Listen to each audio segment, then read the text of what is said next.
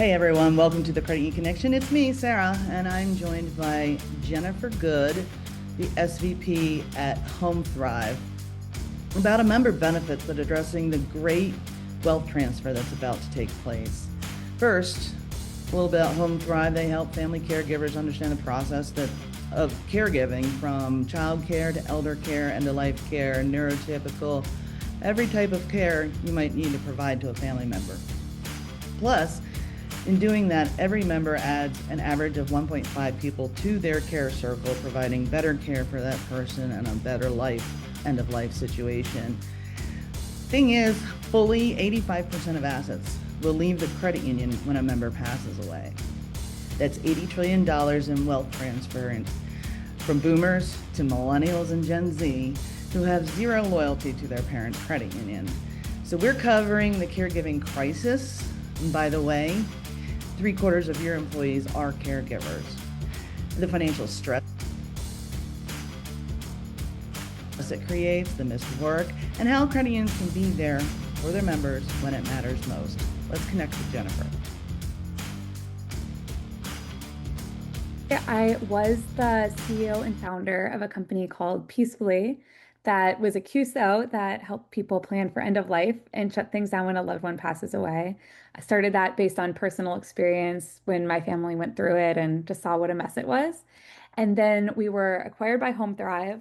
And so it's really broadened the offering. So now we say we help family caregivers from the high chair to rocking chair and beyond. So the way it works is we have both a digital offering that helps people get the support they need anytime, and then real human social workers to lead with empathy, be a listening ear, help people get things done, really that people helping people approach. Perfect fit. Glad you started as a QSO too. That's awesome. So many more QSOs coming into the world these days, which is, I think, is a great thing. One of the things that credit unions have kind of had an ear to the ground on, but maybe not sure they're capturing it the way they could. Boomers currently control about 61% of the national wealth, which increased tremendously since just 20 even, and $80 trillion in assets. Is Yeah. about what will be inherited by primarily millennials and Gen Z, which is a relationship the credit unions really want and need. So your offering of home health care assistance as a member benefit, how does that offering actually help the credit unions be able to better capture that wealth transfer relationship? So you said it exactly right. I think the great wealth transfer is sort of an existential threat for credit unions, but the average credit union member for 53, 57, more than half are older than that. And that Mm. 80 trillion in assets, members with the most deposits, the most important credit union relationships, transferring that wealth to their younger family who are less likely to maintain relationships with that credit union. I've heard like 85% on average of assets leave the credit union after a member passes. And I think part of that is that younger generations might not have that deep relationship. They don't understand what a credit union can do. They don't necessarily have that emotional long-term tie. And so the way we can help with that is by having the existing members loop in anyone who cares. So it could be friends, family, neighbors, in this, like in the case that we're talking about, the adult children, to get access to these really valuable services for the things that they care about the most, care for aging relatives, their children, support with end of life. And so that they develop that emotional tie with the credit union, they understand what makes credit union special, and they have that relationship both when someone ultimately passes and earlier, and help create accounts. So we see on average each HomeThrive member, we call them. So each person who creates an account with HomeThrive adds an average of 1.5 extra people to their, Mm. who then can access all of the benefits that HomeThrive provides. So that unlimited human support, the digital resources to get things done. And so they can start, the credit union can start developing that relationship, market to them, and be there through that emotionally tense time. And then retain assets after someone Mhm. passes. Great that credit can be there at like a very poignant moment in or moments in anybody's life, either your parents needing a caregiver or you becoming a caregiver to your parents is a whole lot of baggage there, I imagine. And so the average family also, I was reading, the caregiver spends about $7,200 out of pocket every year, which can be very expensive to do. And but you feel like you have to do it, or you do have to do it. But so how many credit union members are in this situation, and does the credit union even know most of the time? Well, I do think credit unions know more than other financial institutions. That's what makes them special, is they really get those relationships and lead with empathy. That being said, I don't think anyone realizes the scale of this. It's Mm. around three-quarters of people of employment age, or so of people that are employed are caregivers. Now, if you look older than that, it's actually higher. So about three-fourths of members are caregivers. And to your point, the average family caregiver, if you do the math on that, is spending 26% of their annual income on Mm. caregiving. So it's a highly relevant topic. It's one of the leading causes of financial stress. And it's something that's really stressful. Even people earning over $100,000, more than half of them are financially stressed about caregiving Mm. and worried about caregiving in retirement. So I think it's definitely on the minds of members, Mm. particularly those caring for children. I think daycare costs on average $2,000 a month right now. And then a private room in a nursing home is $128,000 a year. So if you're dealing with both of these things, just an incredible source of financial stress that I think if you don't know about it as a credit union, it's a great way to support people with what's really on their mind in terms of their budget. Well, I mean, heck, you said $128,000 a year. In 2 years, you've bought an average home in America. That's Yeah. insane.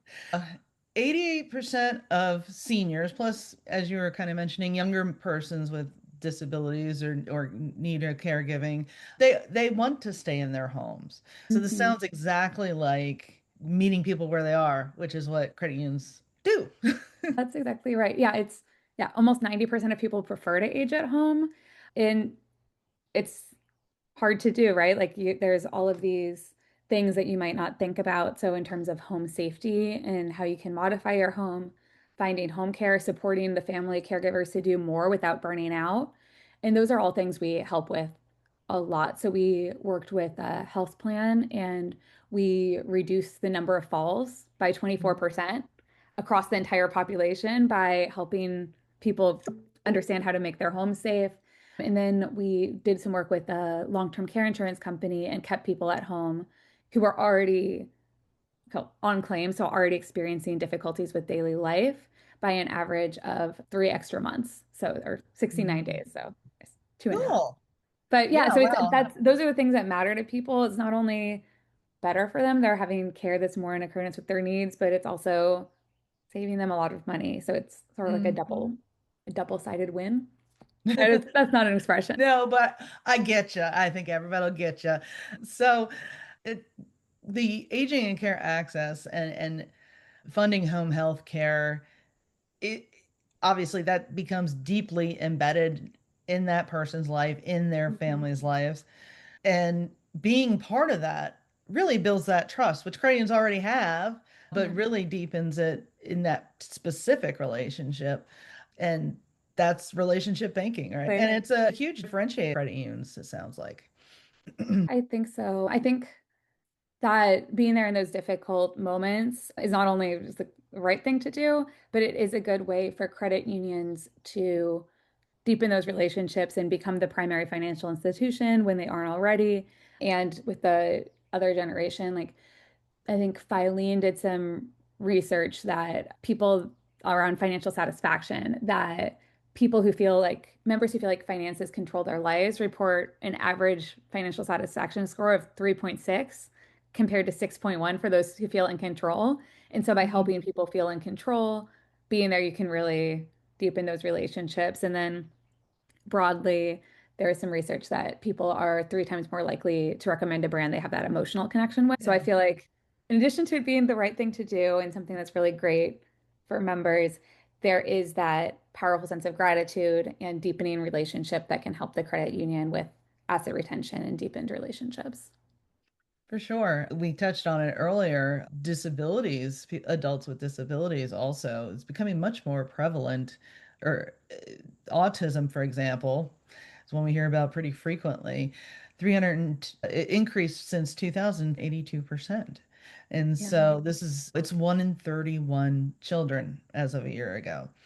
30% are caring for a child with neurodivergence or Hmm. disability. And that also can actually have a huge financial impact. I saw some research that I think it's mothers of children with autism spectrum disorder earn 55% less on average. And so it's Hmm. a huge financial impact. I do think it's somewhere that is highly relevant to credit unions. So what we do there, really across everything, the way we help is kind of similar. We have real human expert support who can help with navigating the situation. And so for neurodivergence, disabilities, goal is to help people with those conditions thrive, as well as help their loved ones, their caregivers thrive.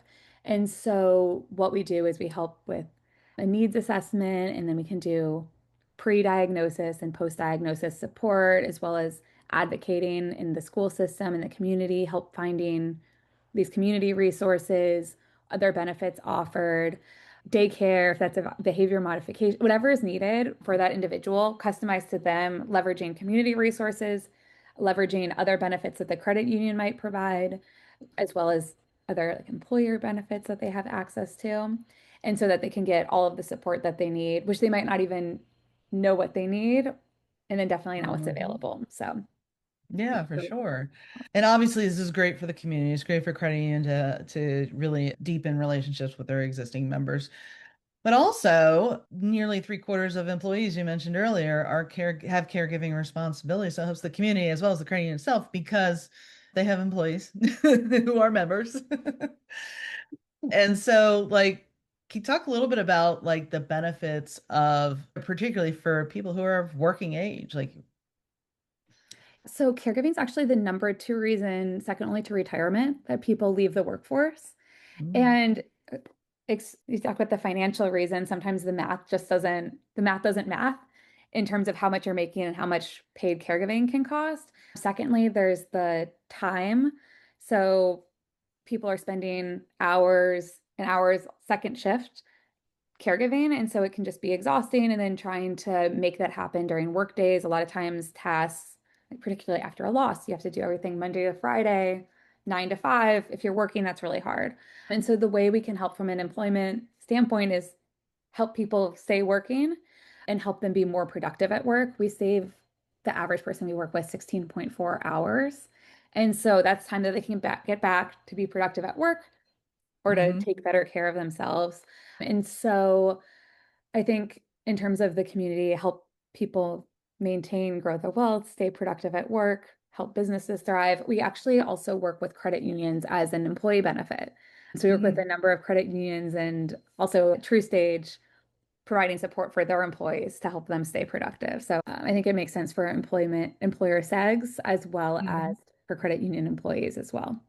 Yeah, absolutely. So, kind of covered the range of everything from seniors to neurodivergence and disabilities and other ways that this can be a member benefit and as well as an employee benefit. Love to hear your final thoughts for our credit union audience.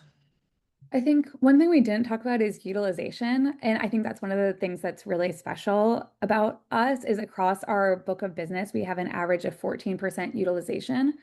And I think that shows just how relevant this is Hmm. for members that it's something people use, it's something people need, as well as really high satisfaction score. So that's one of the things I'm the most proud about is working on something that people use and that they feel is really helping them. That's what Hmm. drives me personally. So, and then I think the biggest thing is I just feel like caregiving is such a good fit with the missions of credit unions.